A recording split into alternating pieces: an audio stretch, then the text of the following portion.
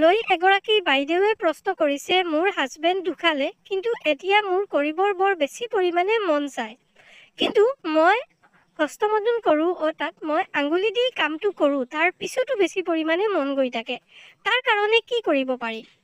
বন্ধুসকল, আজিৰ ভিডিঅ'টোত সেই কথাটো বিস্তাৰিতভাৱে আলোচনা কৰিম। আৰু যদিও আপোনাৰো তেনেকুৱা হৈ আছে, তেনেহ'লে আপোনাক মই এটা টিপছ দিম। সেই টিপছটো ইউজ কৰি আপুনি সেই যৌন সুখটো লাভ কৰিব পাৰিব।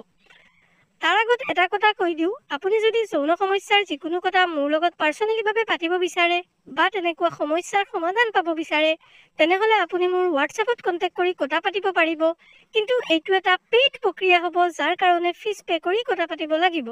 এতিয়া আহোঁ মূল আলোচনিক বিষয়লৈ।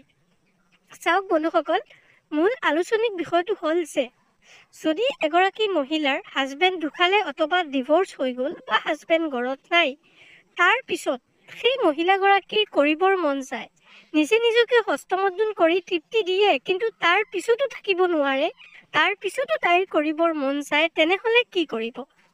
এইটো এটা বৰ কমন সমস্যা।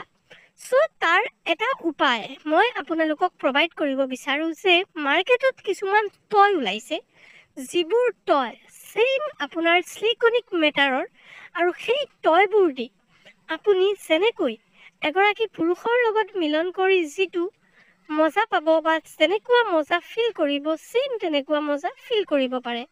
তেনেকুৱা যদি টয় আপুনি ইউজ কৰিব বিচাৰে, তেনেহ'লে আপুনি আমাৰ লগত সংযোগ কৰিব পাৰে।